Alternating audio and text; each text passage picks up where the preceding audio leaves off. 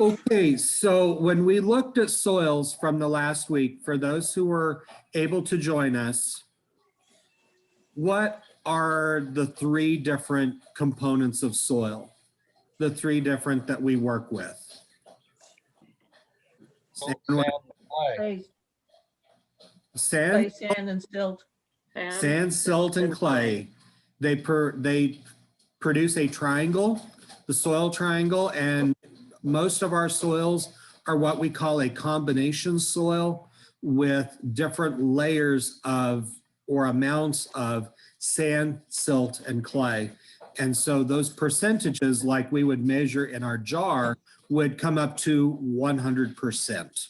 So that tells us that a soil has to be 100% of those combinations. There are some rare cases where you will have two, or whether you will have 100% clay, you will have 100% sand or silt, but those are clear down in the very corners of that triangle.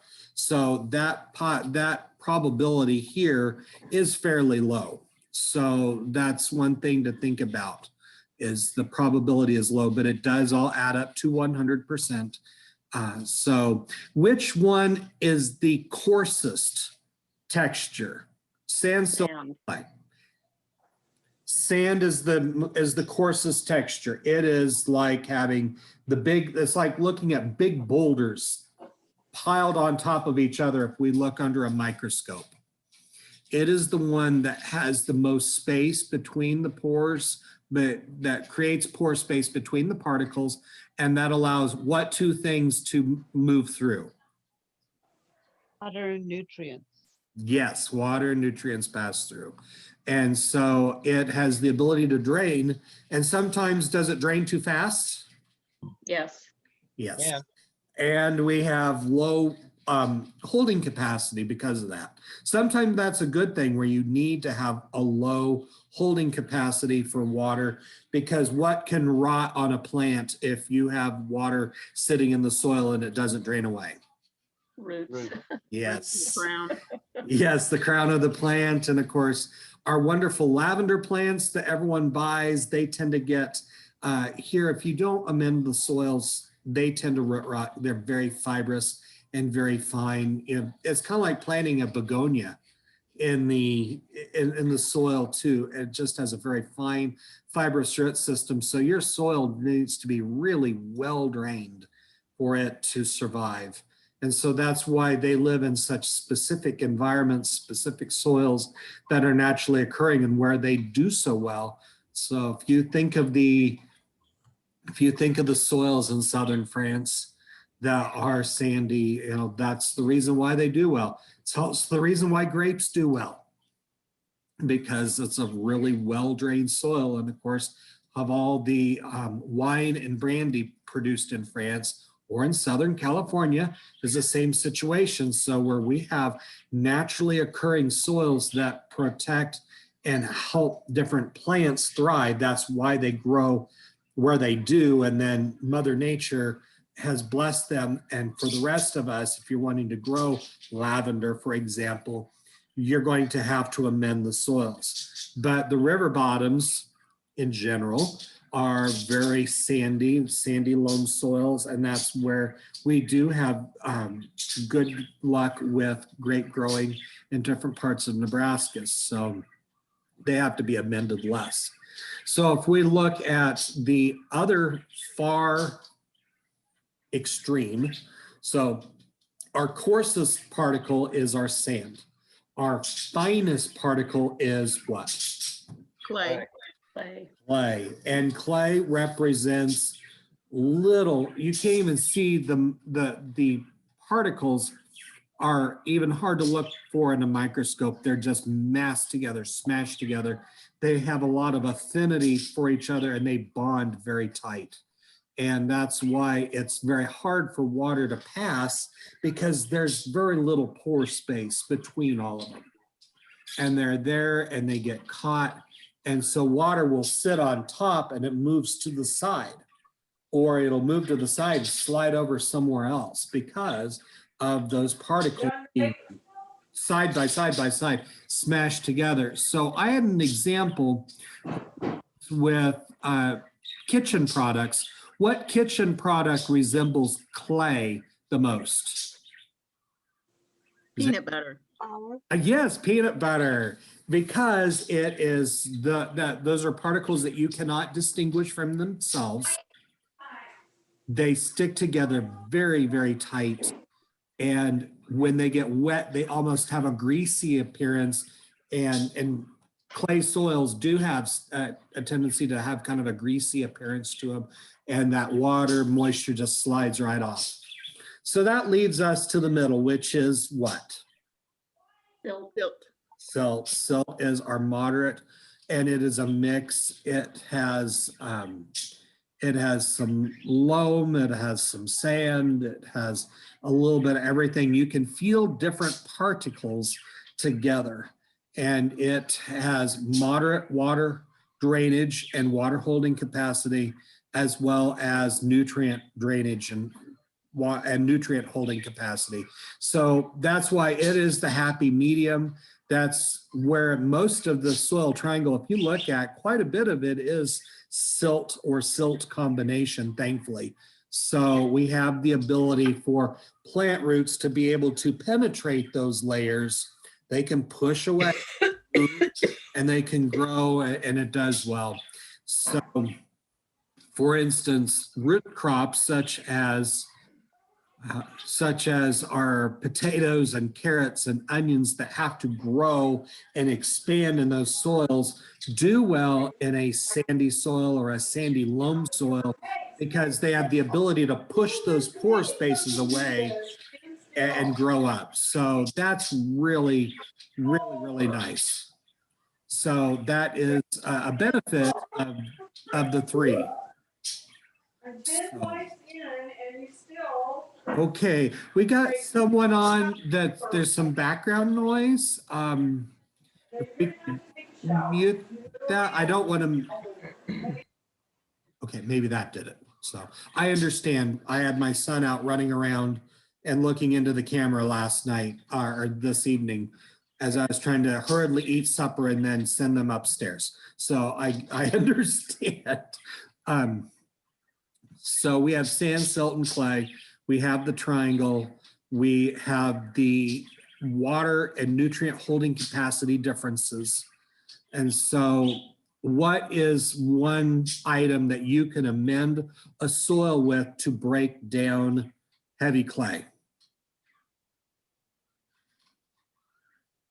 You can unmute yourself or you can type it in the chat.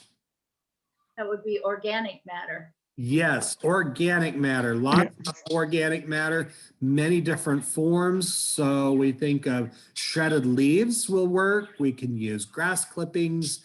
We can make compost. We can buy bagged compost. We can buy byproducts such as soybean hulls. As a byproduct, you can buy shredded coconut.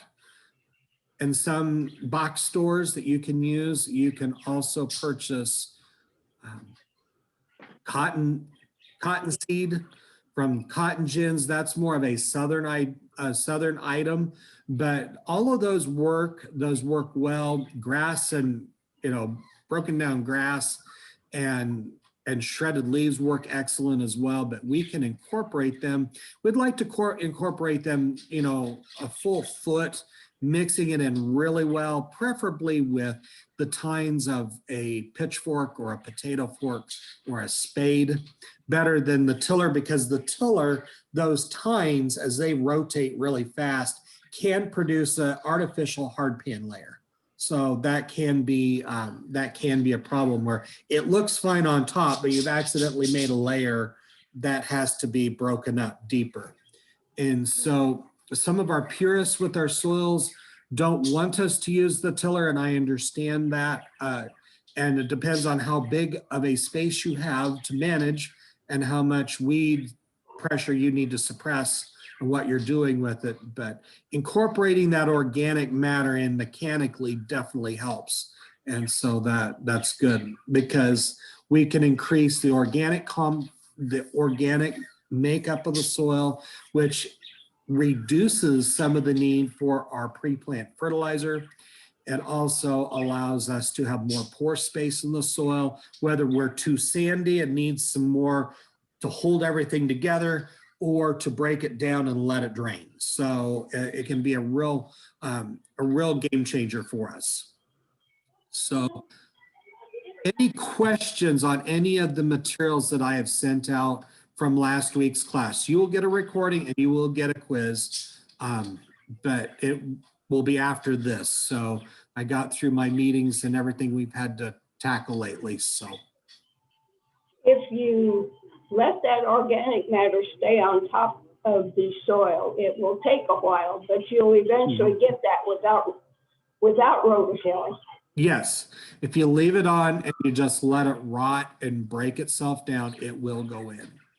And that's one of the new recommendations of just letting it break down, letting it settle in. And that is counterintuitive to past recommendations or traditional gardening practices. So there's a little bit of a mindset change. There's nothing wrong with it. It's just doing things a little differently, but it also increases your microbe load in the soil, which makes soils healthier, which is a good thing. So that's a good thing to do. So We've been no-till farming on our farm for a number of years now, and it works. it also reduces the loss every time you open up the soil, the loss of moisture. And especially out in arid conditions, as we go further west, it definitely has an impact. It has an impact here, but if you go west, it definitely does as well. So as long as you can keep your weed suppression down, and if you don't get some weed intolerance problems, then you're good to go. So tonight, we're going to talk about IPM, and I'm just going to start in general, just talking about IPM with you. IPM stands for Integrated Pest Management. And if you watched your videos, there are 3 videos plus 2 nice publications for you to read that goes with this class, that we are using a multitude of different tools in the toolbox to control pests. And that's where we are dealing with IPM. And it's a term that gets thrown around pretty freely. So different people have different interpretations of it. But the biggest thing is we're looking at ways to reduce going straight to the chemical pesticide. And as one of our presenters said in class in the recording, just because it is organic does not necessarily mean it is 100% safe, that it can cause harm, and some of those organic compounds can cause some problems. So I do encourage you to watch those videos, because that will be some really good learning on that, because we have, once again, it's a mindset thing of if it's organic, it's good. But remember, we follow the label for a reason, to be safe. And some of those organic compounds can be very, very potent as well. So what we're thinking of, we talk about in some of our other examples in class, such as crop rotation. We're rotating the crop because we have either a weed problem, a weed suppression problem, or we have a buildup of a potential disease in the soil, where we have bacteria such as the blights or the soil-borne wilts. That's why we move our tomatoes, our peppers, our potatoes, and eggplants as a family. We rotate them around, so we break up those cycles, that we are trying to improve the health of our soils. So we're not planting crop after crop after crop. We're trying to rotate them out. That we're trying to change our tillage practices. We talked about that a little bit in loose terms. We have talked about doing some mechanical treatments or exclusions. Sometimes we grow what we call a trap crop in the landscape or in the garden, for insect pests to go to and damage the trap crop instead of the intended crop. And so one that works very well in the garden is called blue Hubbard squash. it is an attractant to a lot of insect garden pests that will come and attack it and not attack your other beneficial crops that you're trying to raise. So there's a number of different things that were utilized for years until we got into using the major pesticides, meaning a fungicide for a fungus, an insecticide for an insect, a miticide for mites, a herbicide for plant weeds. So those are all things that would kill something. And we were starting to really use those starting in the 40s and then moving on up, and they've really hit a fever pitch until we started to find problems with the resistance of weeds and different types of insects and diseases that no longer were able to be controlled. And so now we're going back to some practices that we were using prior to having those tools. We used them a little too much. Not that they weren't good, but they were overused in places, or we never switched them up, or we never tried another tool in the toolbox and just got dependent on it. And that's where we landed into some problems. So we had that to face.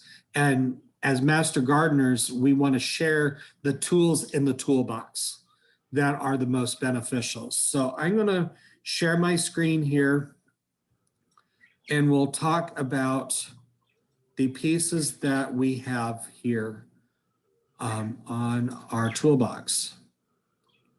So the first one is understanding the pesticide label. This is one of the NEB guides. This is the NEB guide. So this is the smallest item to read, the paper one. And this is talking about the label. We talk about the law, that it is a legal document in the state of Nebraska, and that we have to follow that.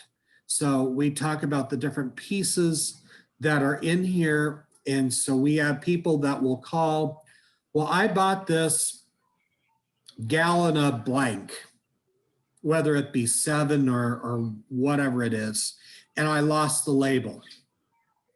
And so can you get the label for me? And the answer is yes, I can get the label for you, and I can print it off and I can give you the instructions again. And a lot of times those labels can fall off of containers. And so it's always good to keep those around so we don't lose them or they get wet and you can't read them anymore. But always knowing what's on that label and different pieces that are important. So they have different sections, and they talk about the registration, and it talks about all of them in herbicides, insecticides, fungicides, termiticides, so termites, rodenticides, which would be rodents. So you think of mice and rats, for example. They are all registered with the Environmental Protection Agency, and they are different categories. And so we have what they're called sections. And so on this front of this publication, you have section 3, 25B, 24C, and 18. They're the most common that we will see. So has standard registration, minimal risk, based on special local needs. So some of those can be very specialized products. Probably not something that most of our home gardeners that you will run into or landowners will ask about, but it's always good to know. And then 18 is something that has been given an emergency exemption. So that's something that always needs to look at the registration and see what kind of category it is. So it will tell us on the law, because the law will tell us what has to be disclosed: the brand name or the trade name. So we think about the trade name or the brand name that it's sold under.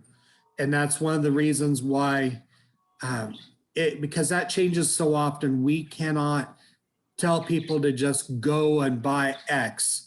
We have to pick out something. So an insecticide that contains carbaryl, for instance, because we have the labels change, the products change, but we need to make sure we have the active ingredient. So the ingredient statement is the next thing. It tells us what is in the product, what is the insecticide or the herbicide that's in that product that's going to do the job. So it tells us right here, and it tells the percentage of that active ingredient, which is very important to know what is the concentration of that product, because not all products are the same. The products that are available for the homeowner are probably going to be weaker than a registered product that you have to have a permit. Tells us the net contents. There will be some inert materials in there to help spread that product, whether it is a granular or dry, a powder or a liquid. The name and the address of the manufacturer, the company's name, and then other parts, the establishment and registration numbers, the statement of practical treatment, the environmental hazard statement, if there are specific things that we have to do to basically the label use. This is how you apply it. These are the restrictions. These are potential hazards to a water source, to a crop, to other crops, to animals. Are there restrictions to use it? Re-entry. So if you have to apply something and it has what we call a re-entry interval, you need to stay out of that treated area for a certain amount of time for it to break down, for us to re-enter.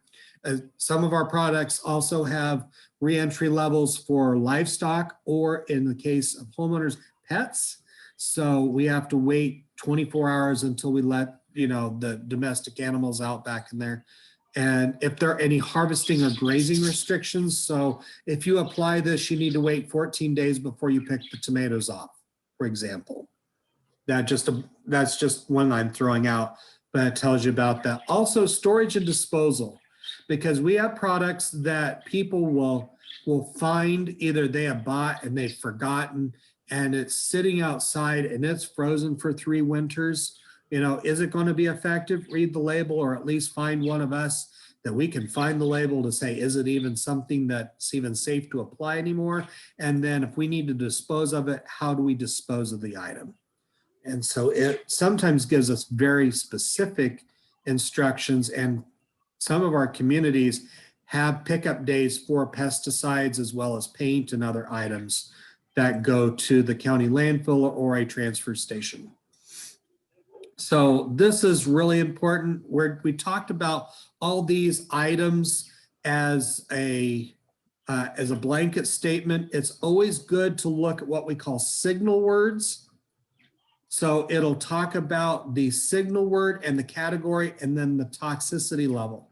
This is really important because we need to be able to recommend a product. Remember, IPM, we're only going to do the product at last resort. There are other things that could be done recommendation wise before we go straight to using that chemical, but we do have those signal words that are important. So warning means it's a class 2 moderately toxic product, and this is the toxicity level. It's called a lethal dose, is less than those listed for a child or a person under 150 pounds and more than a person over 150 pounds. So it tells you what is a lethal dose of that product. So heaven forbid we have some toxicity and someone gets exposed.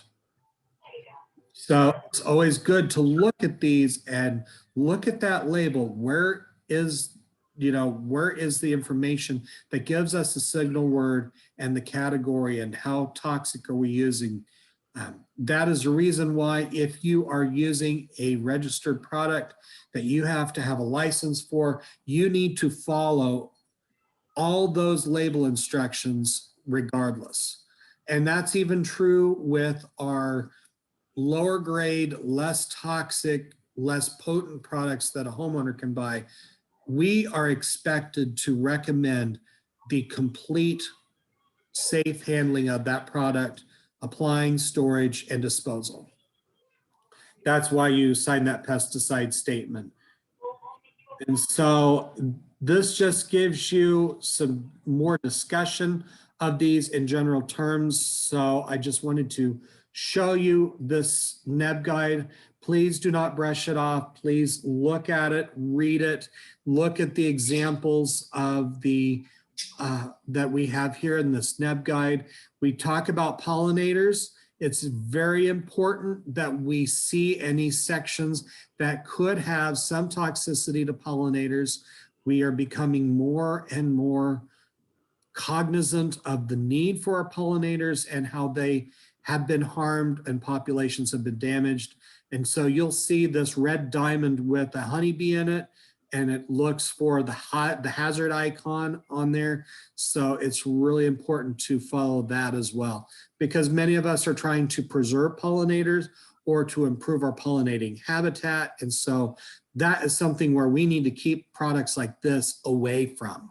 So, but that's the NEB guide that I wanted to share with you on here. So please check it out.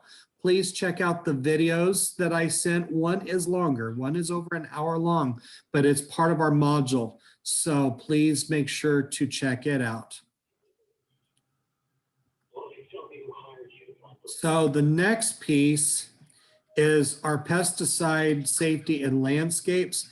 This is actually one of the manuals in the Master Gardener manual. It's you would have to order it.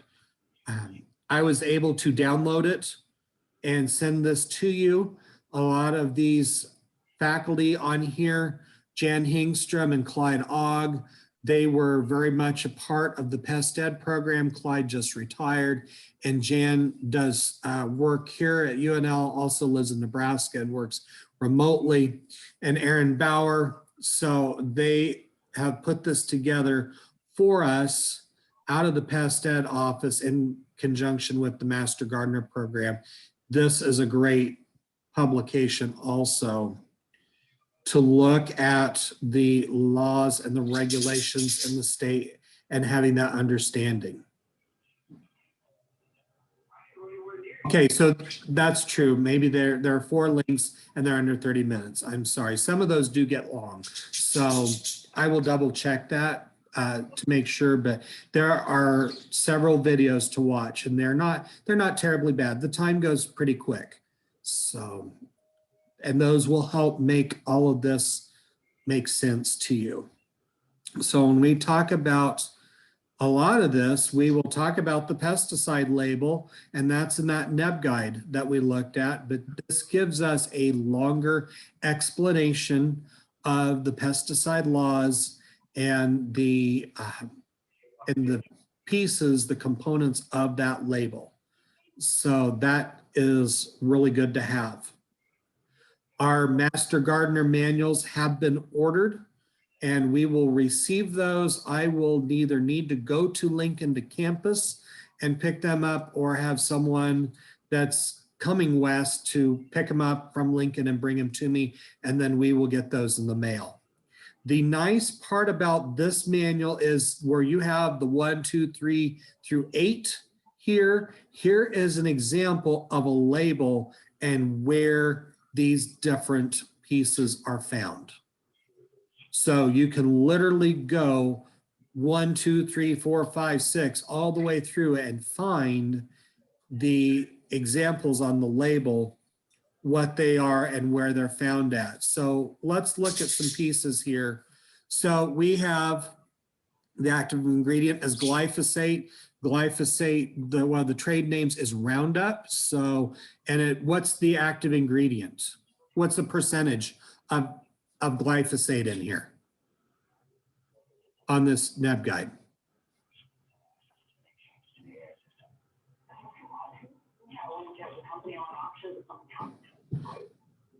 Can everyone see it, or do I need to stop sharing? It's too small, Dave. Okay, that's what I was afraid. It's a little, it's really small. So 2%, but yeah, I need a mic. So let me jump out and see if stop sharing will help. And that just gets me, correct? Okay, that just gets me. Okay, so we're going to go back here.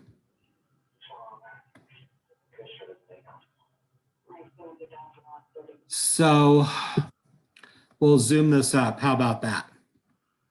Does that help? Much Yep. better. Much Yes. better. Okay. A So gray screen showed up on my screen and it said pinch out for a closer view, and I did it and it just got, I mean, as big, it was like I had a magnifying glass. oh, okay. Well, this shows us our percentages. So there's only 2% glyphosate in here. There's proteamine in here that's less than 1%. The rest is inert material to help you spread that out. So this is not a very strong percentage of, you think about 2%, there's not a lot of product in here, but it is fairly potent, and it is formulated for what it is needing to do and to control. So on here, you have the asterisk here, contains 20.1 grams per liter or 0.17 pounds per US gallon of the active ingredient glyphosate in the form of isopropylamine salts, equivalent to 14.8 grams per liter or 0.12 pounds per US gallon of the acid glyphosate. So we have a form of a salt. Glyphosate comes in a form of a salt or an acid. So isn't that interesting? And it tells us this is your EPA registration. It tells us it's a quart. It gives us the product, the company, where it was distributed by. It gives us our caution here. It's also in Spanish. Keep out of the reach of children. Precautionary statements, the hazard to humans and domestic animals. And these are the things that it causes. And these are the things you need to do immediately if you are exposed to it. Then it talks about first aid and then any hotline numbers. Tells us about PPE, personal protective equipment. And this is important. This is something that we see people violate all the time, especially in the heat of the summer. I will see people out spraying, and they're spraying in their yard, they're spraying in their streets. If there's cracks in the streets or the sidewalks, and they're wearing flip-flops and shorts, and it violates everything. You know, there's a reason why we use PPE. We don't want the compound to dermally absorb into your body. So we're doing that to be cautious. And so when we recommend, part of our recommendation is always using your correct personal protective equipment. Here's some other things that are important on safety recommendations: washing your hands, face, arms with soap and water before eating, drinking, chewing gum, using tobacco, or using the toilet, because your hands primarily are what's going to be applying this. And if you're not using gloves, guess where all that's going? It's going in your mouth, your eyes, your nose, you know, down south, it goes everywhere. And you don't want to skip washing your hands thoroughly before you eat, you drink, you use tobacco, or the bathroom.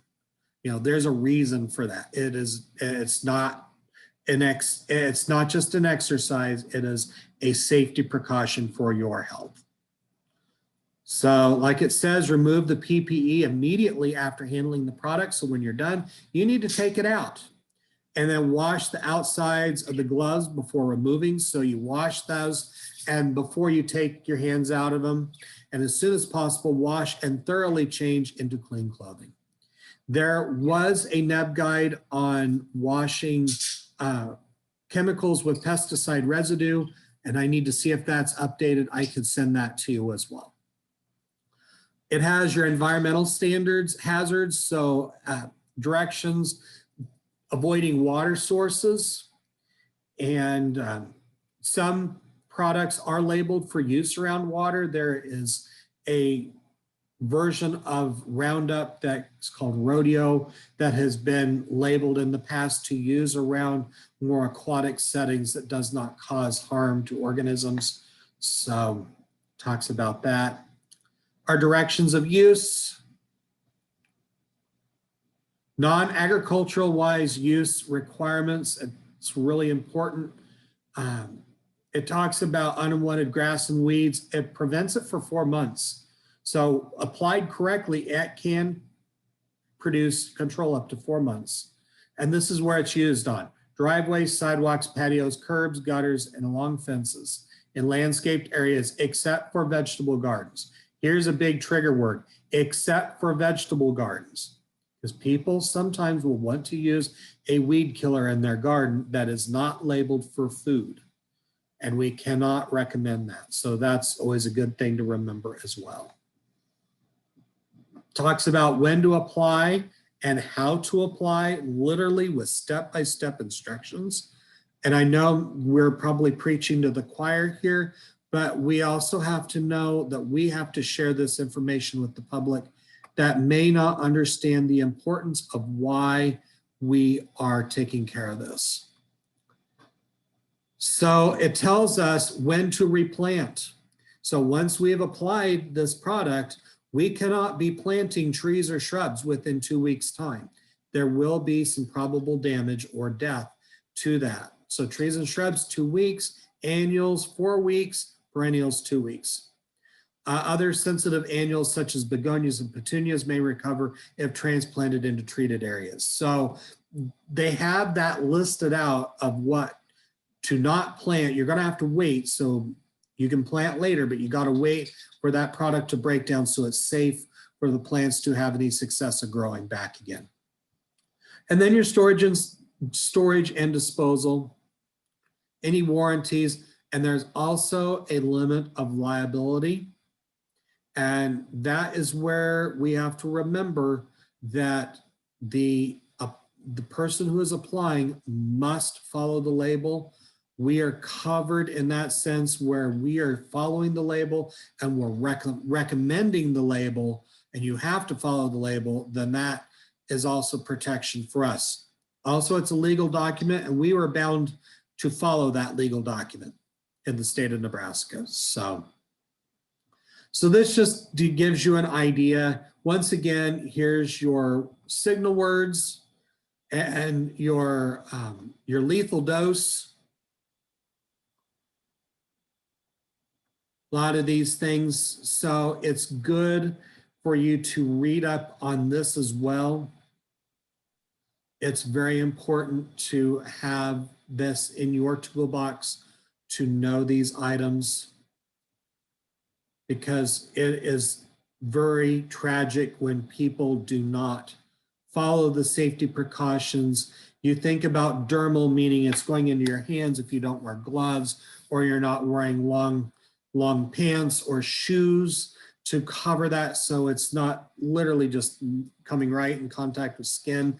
Some things can be inhaled as a fume, so there's going to be some limitations to that, or if it's ingested on accident.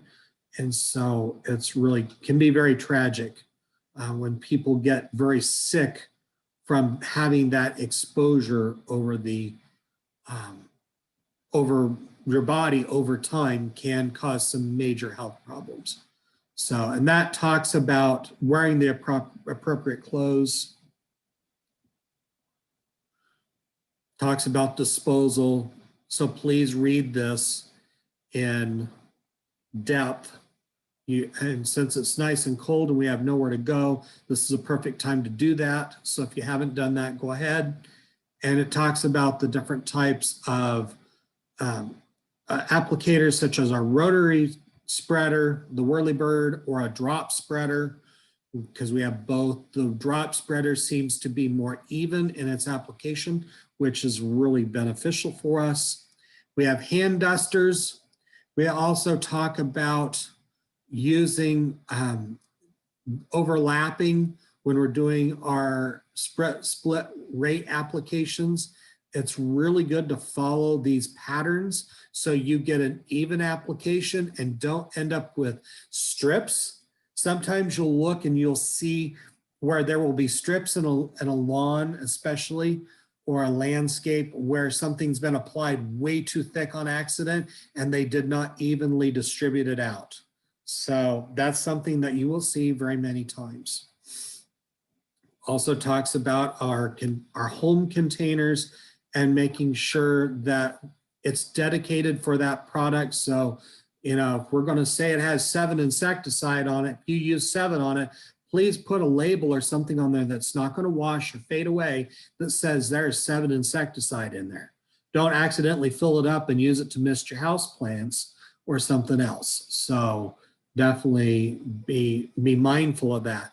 These are cheap bottle sprayers. They're easily purchased and they're inexpensive.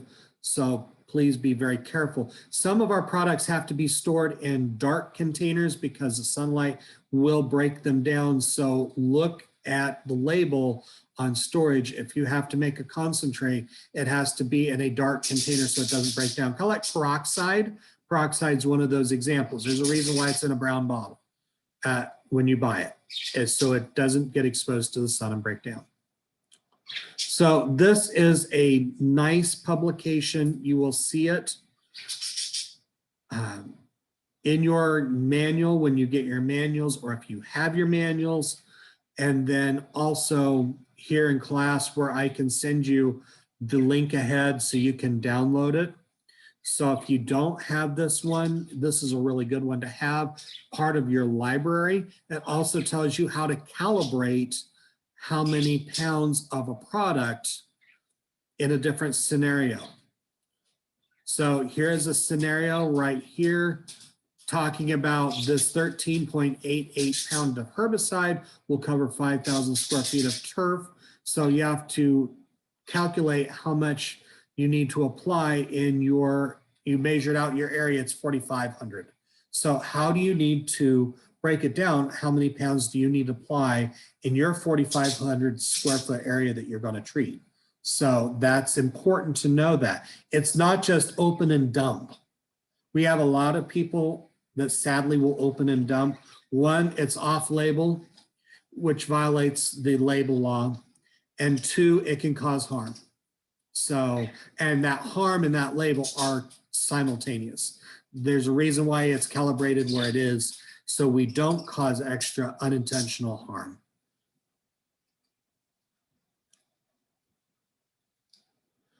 Then cleaning. You'll see some, here's an example of some spray drift where it's, you have a signal plant or an indicator plant that's showing some cupping from some drift. So grapes, tomatoes, and red buds are what we call indicator plants of herbicide drift. If there's anything out there, they will get a whiff of it and they'll start to distort. So it's important to know that. So this is a great little manual, and you have it electronically from me, so you can use that whenever you want. And for those of you who are brand new or getting your manuals, it will be in your manuals that we will be mailing out to you. But we got this ahead for you, so you're good to go there. Any questions so far? I feel like I'm preaching to the choir on this with the pest management. We just have to follow it absolutely to be sure that we are safe with pest management and those pest controls. And the court of public opinion has changed over time with slathering on pesticides first and not trying to do some other things. So when we do right plant, right place in the right environment, we have plants that are going to thrive in an area where we're going to raise them. So then we don't have some of the stresses with diseases or a weakened plant that will attract insects. So just by doing right plant, right place is a step in IPM, is you are doing the right plant selection, matching it with the right environment.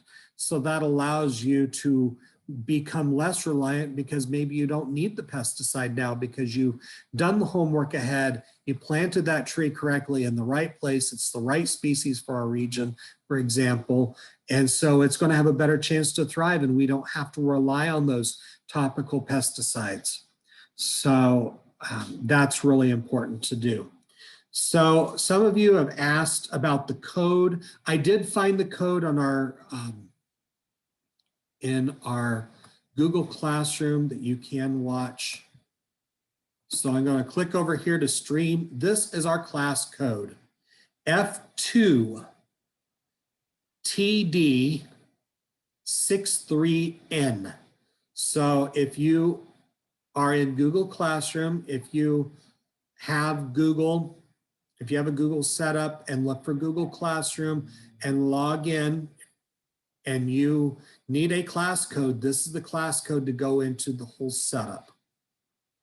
This is set up like a college class, or for those who are teaching high school online during the pandemic, many of you were setting up your classes in this format.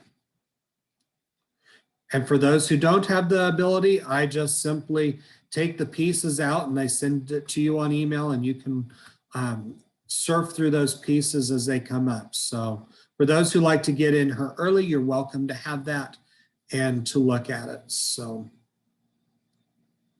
do you want to take a 10-minute break? I think I need to get a cup of coffee here to kind of clear my throat, and then we will do some games and I will show you some more resources that are beneficial for the Master Gardener program for us to use. So if you'll give me 10 minutes, we can go do bathroom break and get a cup of coffee and we'll return.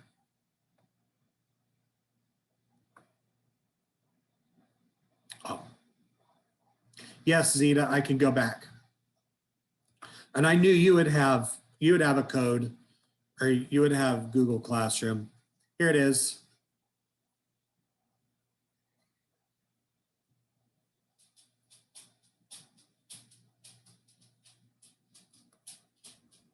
Can you show us your birds? I hear them back there. Yes, they are funny guys. Let me show you.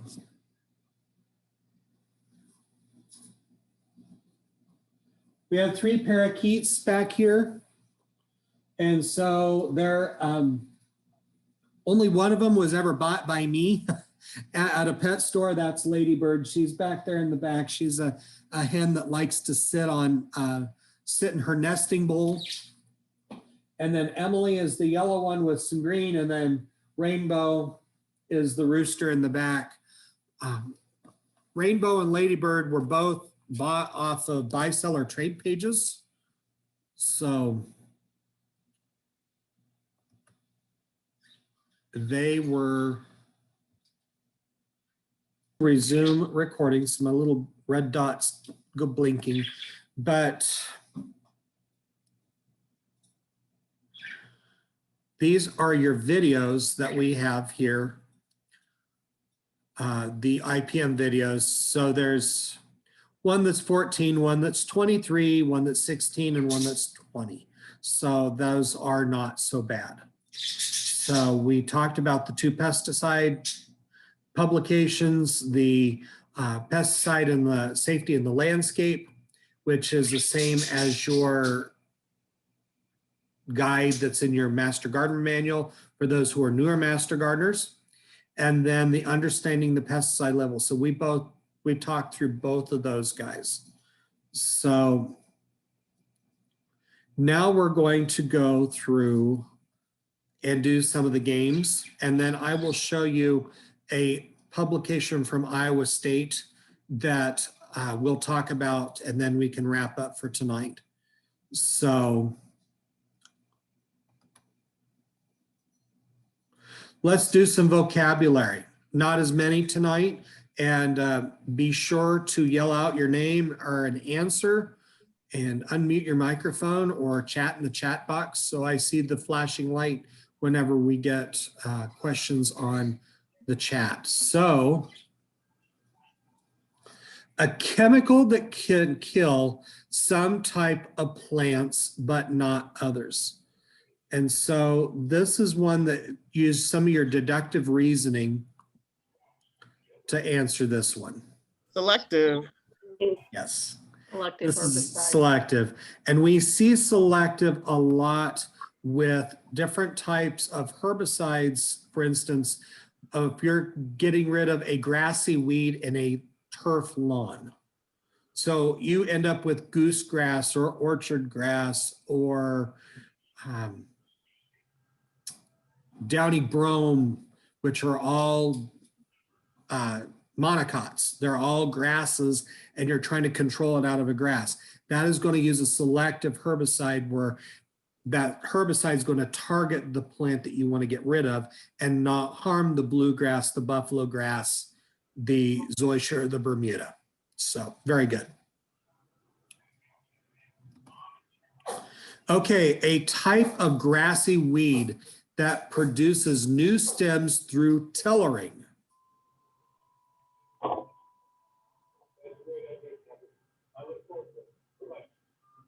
I'll be tillering. Want to go there? It's a bunch type weed. Bunch that produces bunches tend to go to run tillers under there, or the bunches. A type of weed that is characterized by parallel veins and triangular solid stems. Sedges have edges. Yes, sedges have edges. You bet. That's a great one to learn. So when you talk about plants, sedges have edges, mints have lips, and roses have hips. So have you ever heard of those? A lot of mints have square stems, or typically they always have. Yeah, they have the square stem. The lip part comes from, their family used to be called labiatae for labia, for lip. And so that's where that name came from, the lip. The mints have lips, the roses have lips, and sedges have edges. So, and it's pretty cool. I have to thank Dr. Elise Leduc for helping me with that, learn that in college. A chemical that is applied usually to the soil prior to weed germination to kill any weeds that start to grow. Pre-emergence. Yes, and this is one that's really important with the label, where people will want to put pre-emergence. Once again, a lot of them it's in the lawn to get rid of lawn weeds. You have to read the label to find out the correct soil temperature. If you put it on when the soil temperature is too cool, it's not going to be very effective. So this is one of those things where you will see people out buying product and applying it way too early, and they don't have an idea about the soil temperature. And believe me, those products will tell you what the soil temperature should be when you apply. It's not a calendar date, because as you know, our weather's screwy and our soil temperatures fluctuate quite a bit. So, okay, growth habit of many biennials. In their first year in which leaves an attach in a circle around the base of the stem. Rosette. And this is an optimal stage to kill. If you have to kill, this is an optimal stage to get rid of it, is at that rosette stage. You do not want it emerging and getting out of control. You want to get it knocked out now. So that's good. A chemical that can translocate, move within the plant from the point of entry to kill the plant. Systemic herbicide. Systemic. Yes. And one of our favorite ones is called Tordon. How many of you have heard of Tordon? Yes. I have a Tordon story for you. When I was an agent in Clay Center, Kansas, we had a retired farmer couple that they moved into town. They bought a nice home. The kids came back and they took over the farm, which is wonderful. I'm super glad for them. The retired farmer brought his pallet of chemicals with him from the farm to town. And by gosh, he was going to clean up the weeds. And one of them was Tordon. and he's getting rid of weeds. Well, he got rid of weeds. He also got rid of several landscape trees in his yard and the neighbor's yard next to, and the trees across the street, because Tordon translocates. And those roots mingle with each other, and it translocated and killed not only the weeds he wanted to kill, he killed his landscape trees, he killed the neighbor's trees, and the trees across the street. So always be careful with those products that are systemic in nature that translocate. The process of new stems or tillers being created by a mother plant. Tillering. Oh,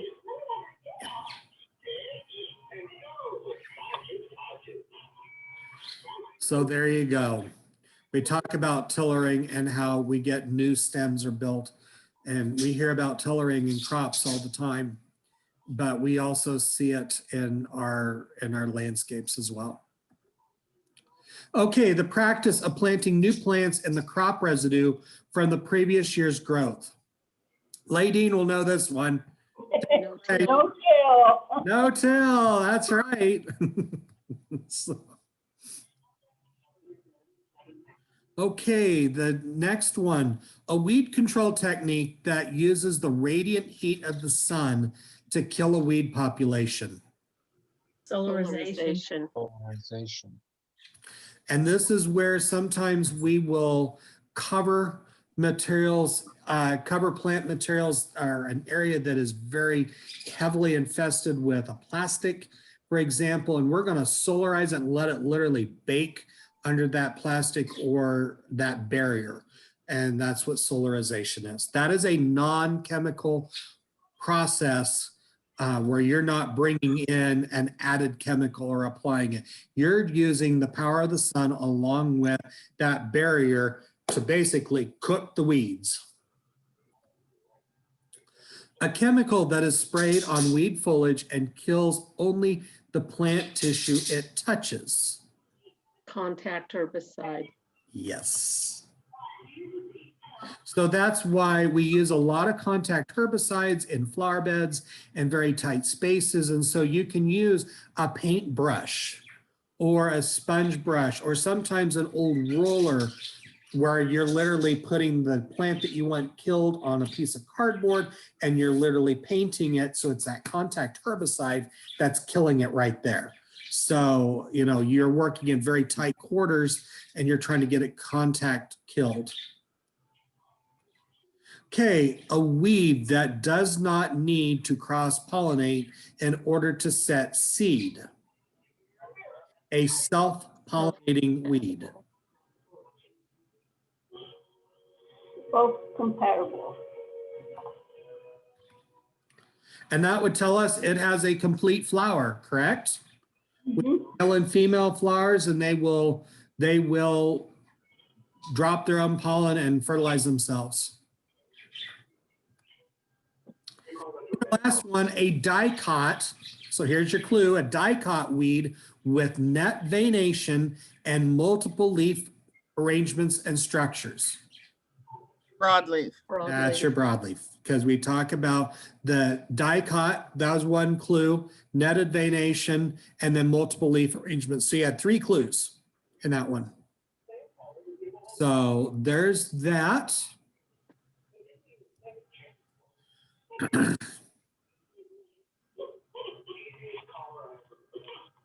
Let's see if this is any different. Okay, this is different. This is an IPM one. The regular checking of a field, garden, orchard, lawn, greenhouse, or other area that identifies the potential pest problems early while they still can be managed and thereby reduce crop loss and control costs. Scouting. Scouting. And we have professionals that do this for a lifetime, that they're crop scouting and they're finding the economic threshold for control or the economic threshold of damage that they need to do some type of work. An organism that transmits a disease or parasite from one plant to another. Vector. Yes. The vector. So let's think of the damage that a squash bug does. As they feed, as they are sucking juice, they're emitting the toxin that causes the zucchini plant to look great 5 minutes before, and then it's mush on the ground. So, Could I ask a question, please? yes, sure. Speaking of squash bugs, how many years do I have to not plant squash in order not to continue that cycle of squash bugs hatching in the ground? One would be removing your debris because they do live in debris really well. Two, usually it's a couple years, but they're very common. This is one that you would plant, like the blue Hubbard squash will attract the squash bugs instead, so let them feed on that instead. And also I wrap the base of a zucchini plant with foil. Okay. And those are all IPM non-chemical things. I'm using things in the toolbox before I get to the herbicide or the insecticide. I have a very small garden plot and I rotate the best that I can, but Mhm. the only area I have to plant squash is pretty limited. I think in order to give it a rest, I've tried warm soapy water spray on the bugs themselves and didn't get them all apparently. And they populate really, really fast. Yes, so I guess I will use grow boxes and try to do my squash in those this year. I also use the containers, Lick tubs, like lick tubs. lick tubs. Yeah. I You have can some. also do exclusion with exclusion fabric where they will grow and they don't have the ability to populate. You'll see all the little red dots on the undersides of the leaves Yeah, where they're going to hatch into nymphs and grow and cause all kinds of havoc. yeah, they do. Thank you. The foil doesn't allow the insect to suck the juice out at that point at the base of the plant. And they tend to congregate in the base of the plants. They will be on the undersides of the leaves as eggs and they will hatch. And you will always see them scurrying at the bottom. So there's that's the answer for that. That also helps deter the vine borer that will come in and do this damage as well. Where they're literally laying the egg, they'll hatch, they literally bore into the plant and the stems, and so they're blowing up the xylem and the phloem in that example. Okay, the lowest population density of a pest that will cause economic damage and will justify the costs of pest control. EIL. Yep.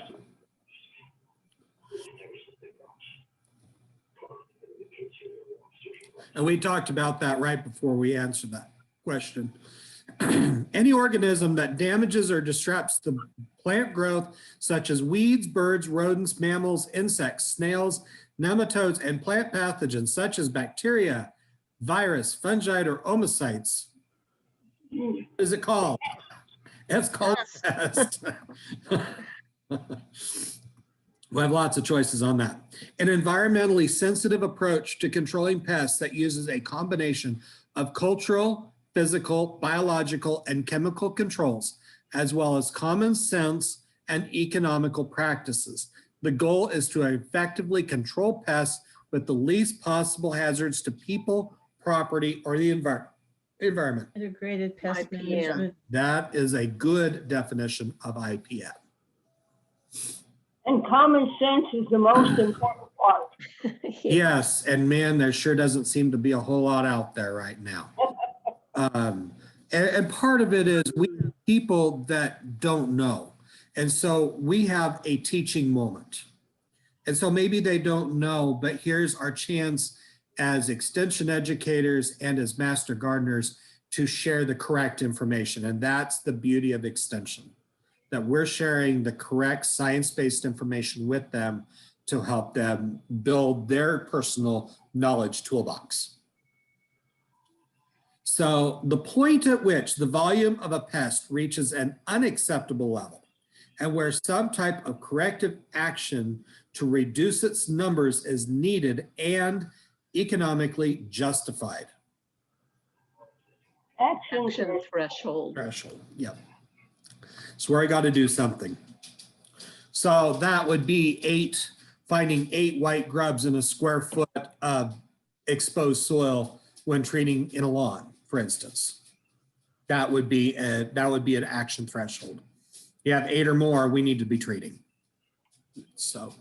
Hey, David, about Yes. 4 questions back, you had a question about the lowest population density, and it went on, but I didn't catch the answer. It was really clear. Economic injury level. Okay, We can go. thank you. No problem. It won't let me go back.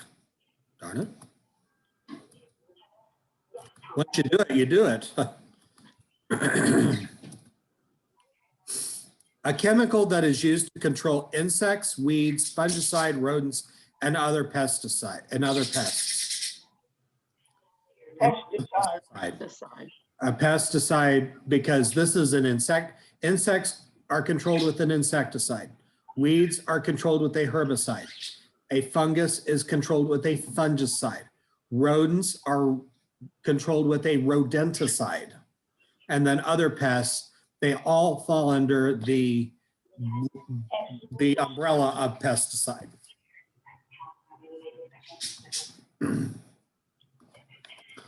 An organism that causes disease in plants, including bacteria, fungi, viruses, and oomycetes. Plant pathogen. Pathogen. That's right.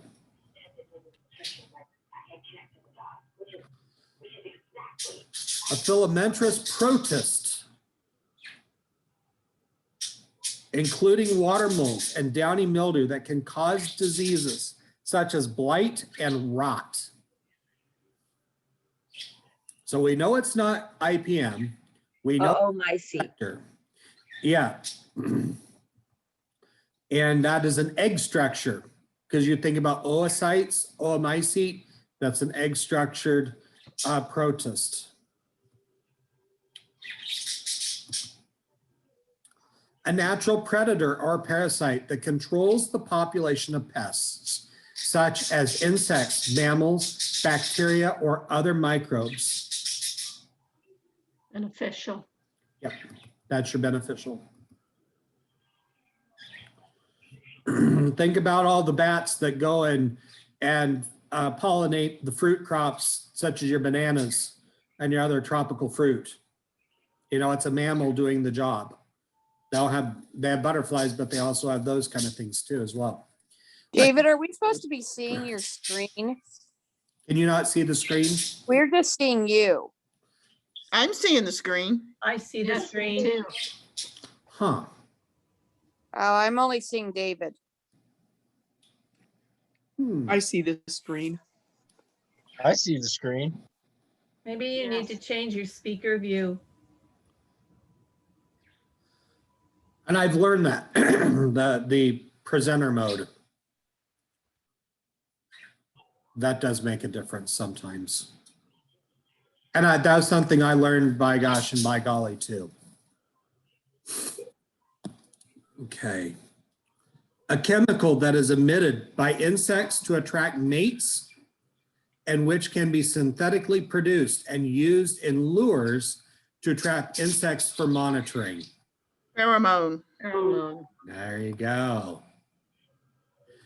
And so you can put sticky traps, for instance, out in a garden and to see if it, that they have, the ability to catch that. Some pests are caught by color, and yellow is a color that will attract a pest, and they'll go on the sticky trap, or what we call a delta trap, which is a triangle, a shaped kind of a tube, and they put the pheromone in it.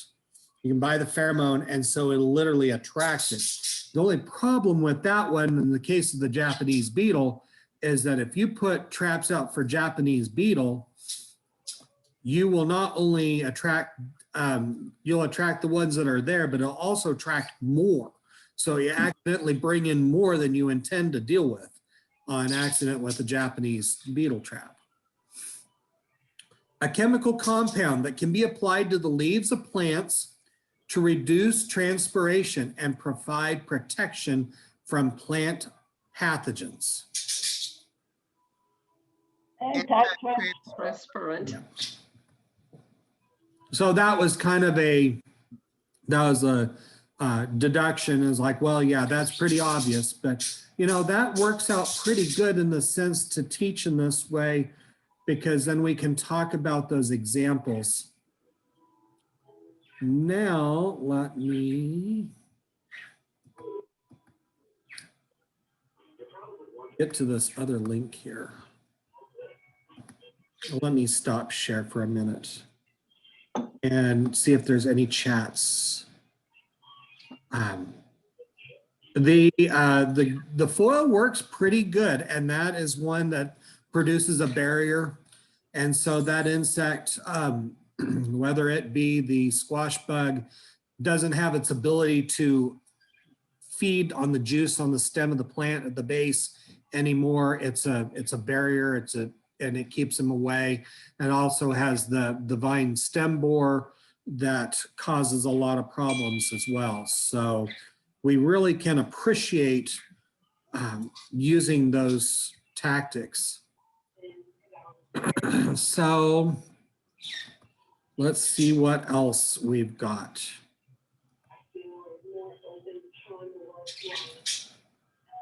Oh, these are flashcards. We've already talked about the flashcards. Don't need the flashcards. Okay, do you want to do some matching? Sure. Okay, a plant that anchors itself to another plant and feeds from the vascular system. Parasitic. Parasitic. Yep, that's a parasitic plant. What do we do? Okay. Matching, do we type the answer in here? Oops. Okay, resistant or not affected by something, such as disease. Immune. Immune. Immune. Okay. Find immune on here. Where is immune? Okay, so that would be B. A type of disorder that caused by some factor other than living organism. That is abiotic. That could be the scorched wind, the Japanese maple planted on the hilltop. And it's going to get scorched because it's in the wrong plant in the wrong place. Has nothing to do with the pest problem or a living problem. It's because the environment is wrong. The surroundings or conditions in which something lives or exists. Environment. A host that is unable to be infected by a disease-causing organism. Resistant host. Resistant. host. Yeah.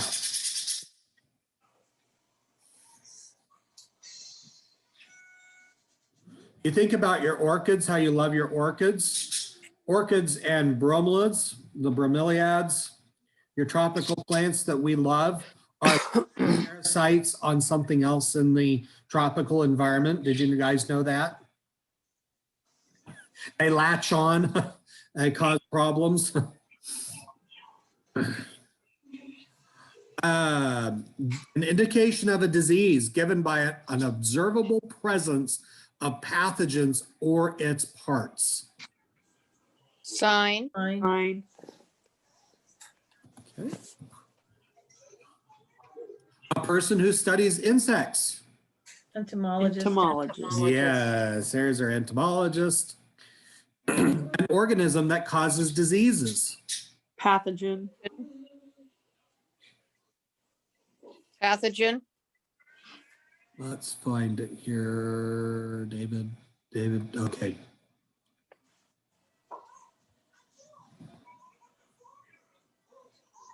G. Oh, that's not G, that's H. Okay. A microscopic organism that infects and lives on other organisms.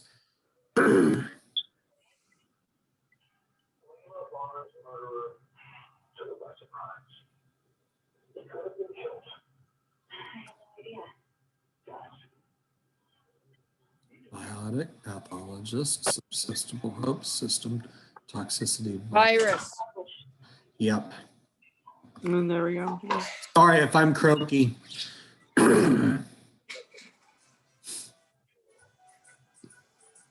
plant's reaction, such as wilt or blight, that is an indication of a disease. Symptom. Symptom. We might have these flipped around with sign. And the only reason why I'm trying to think here is that symptoms are on humans and animals. Yeah. We can check that. We can either check it or we can just leave it and see what it grades it as. Does that make sense? Yeah. But I'm pretty sure that is a symptom because it's on a plant versus a sign.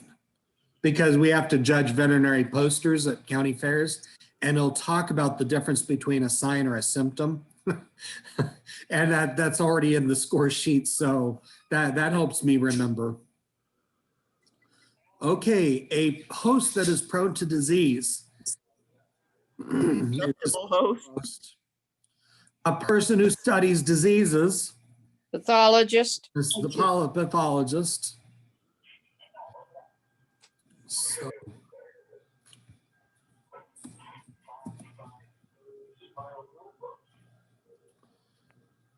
a level or degree that something is poisonous.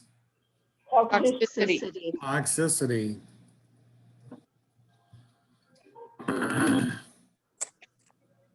Now, how did we manage not to get biotic? Skip number F. Oh, we skipped F. No, we had F. Yeah, Put we that had F. fine. Yeah, where did we miss?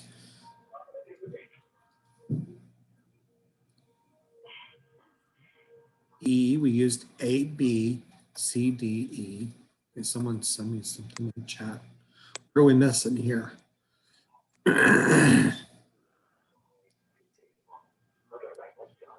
That's probably what happens when you don't have an antibiotic. Yeah. Biotic means it is a problem that biotic means it's a type of disorder caused by some factor that's other than living. Biotic is a type of disorder caused by some factor that is living. Does that make sense? Mm-hmm. So let's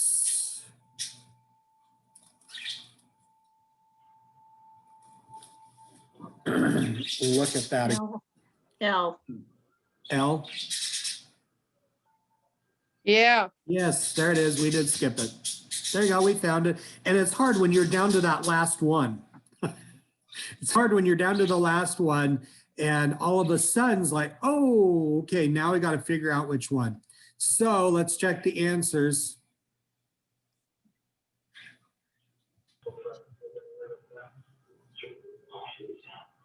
You would use a capital I and a lower. Oh, I'm sorry. Yeah. Oops. Yeah. No, symptoms are a plant's reaction. So a sign is the other one. So we had it right. We had it right. A microscopic organism, when we talk about a sign, is F. An indication of plant disease by observable presence. Okay, there you go. So we were. So just The one thing was using the capital letters versus the other. Okay, so what we have left is this publication from Iowa State that I will send with you. That has a lot of good common sense things that you can use or recommend for steps for IPM in a given situation. We talked about right plant for the location. We talked about that with the Japanese maple. Carefully inspecting plants and diseases prior to purchase. That is an IPM strategy. And some people look at the flower and the color and it's like, ooh, I want that, and grab it, and they don't inspect the plant. So that happens. It happens a lot with our consumers, as well as we accidentally bring stuff into. So it happens. We talk about selecting insect and disease resistant varieties when available. So that's an IPM strategy. So that's helpful. So if you know you have something that's prone to rust, you have an area where you tried one type of green bean that was more prone to rust, so you're going to go out and pick a variety that is more rust resistant. So there's an example. Rotations. We talked about garden rotations. We talked about timing for the best growth and sometimes you can avoid insect cycles by planting ahead or after the time of the damaging threshold. Fertilizing and not overstimulating growth that's really tender, that will attract insects and pests. So that's good. Talking about spacing your plants properly. So if you crowd your plants together and you're overhead watering, the chance of blight increases because you're not allowing the correct amount of airflow. We tend to do that on accident. Thinning out vegetables or thinning out extra flowers, or maybe thinning them and you moving them somewhere else. Talking about staking or caging plants so they don't flop over, that will promote the good air circulation. Watering in the morning and at ground level, not watering overhead, not over in the heat of the day. So that's helping. Removing dead or diseased plant material or dead flowers, which we call deadheading. Any overripe or damaged produce, which tends to attract insects to feed. Inspecting plants and checking in, so that's scouting. Identifying insects that are present and when to treat. Just lots of good, simple tips that we can use. We can talk about mechanical barriers. Our foil is an example of a mechanical barrier. Netting, screening, row covers work good. Pantyhose on a cabbage head, for example, doesn't allow the cabbage looper moth to lay the egg in the cabbage plant. It lays it on the pantyhose and it hatches and it can't burrow down. So old nylons. So that's a trick.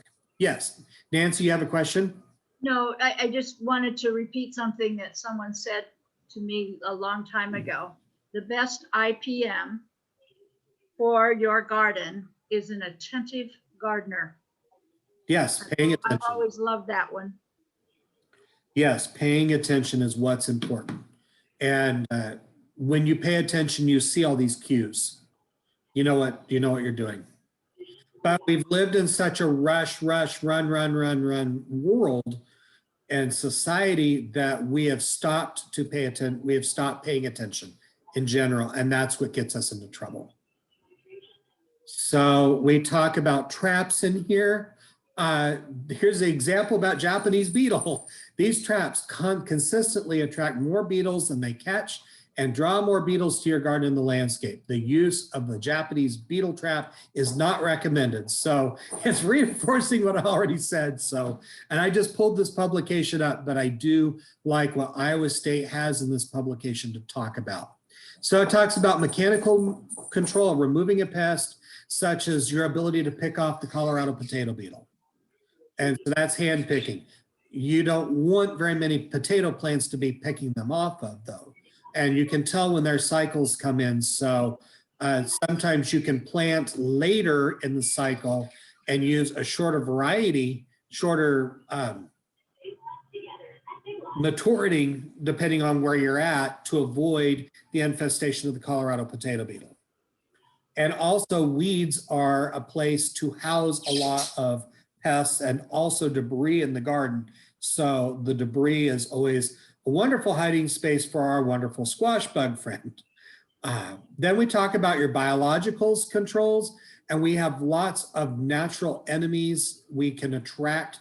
If we're not using those heavy pesticides, we can attract our good beneficial insects, such as our lacewings and our pirate bugs and our assassin bugs and the different types of Asian lady beetles, that they're doing that job on their own because they start populating and they will follow a pest. So they're like little mercenaries. So where there's a pest, they will start to show up and populate and try to take care of it on its own. And that is that by incorporating things that will attract those beneficials. Maybe it's not a food crop, maybe it's not an intended flower, but it will provide a habitat for beneficials or something that attracts beneficials that's really good. So that's good. And it also talks about the pesticides. So we're being smart on when we're using them. And if we're using them only for the last resort and using it as being careful and not just being sloppy about our application, which we should always be taking special attention to using a product anyway. So this is just a lot of, like Ladine said, common sense. But it never hurts because people will pick this kind of stuff up at an Ask the Master Gardener booth. They think it's just wonderful. Oh, I never thought of this. This is great stuff to put out at events that you're at. If you're representing Master Gardener or at a garden club meeting, take this and people will snap these things up and you hope that people will use them, right?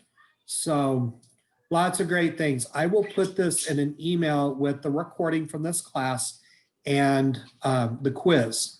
So I will share that along with a little trifold brochure that I had from Illinois that I can't find right now, but I will bring it up, and it has some similar type of recommendations that I think that you will enjoy looking at and maybe spur some idea for some more discussion. So are there any other questions tonight? It's 8:55. We got it right under 9 o'clock. And so this was a little bit different since we're at home tonight. We're not in the office, can't be together, just to be safe. And the electricity did not go out in North Platte. So we were able to finish. So yay. So we got to see the whole thing. And so I don't have to re-record. So what I will do is I will put this one out first with the quiz. And I will send out the other little publications that we mentioned tonight. And then I will re-record last week's with a quiz along with you. So if you're stuck in snowbound and you can't get out, you'll have plenty of great reading material to check out. And as always, you can call my cell phone and get a hold of me because I'll be in and out. I will go back down to the office tomorrow and kind of hold myself up in the office to get all this information out for you. Okay, post the link to the conditions to recover after flooding and drought. So let's show you that publication. I will send you the link for the entire series. How about that?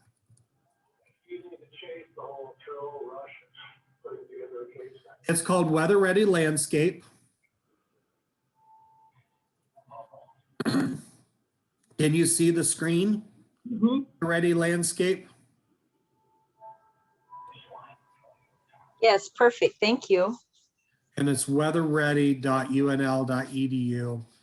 And there's Weather Ready Landscapes right here. So click on it and I will put the link in the chat box. And this has all the modules. I helped write these modules a couple years ago.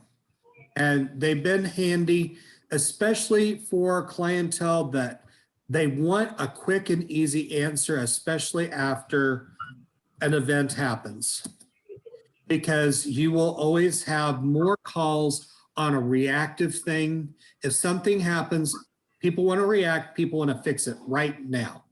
And so you have the reactive side of the recommendations, and then there is what we call the proactive side. The proactive meaning thinking ahead, this might happen. How do we plan to reduce the impact of a major weather event? Good night, Dad. Good night. So my son's heading off to bed. But so the reactive side is what we do now. And then the back side is the proactive. This is what you can do to mitigate the impact in the future. Anything else? Thank you for hanging with me tonight, and we'll get the materials started and cranked out. So look for lots of emails. There'll be several emails with all the links and the materials for you to look up. So, and as always, send me an email or a call or a text message on my cell phone. So you're always welcome to do that.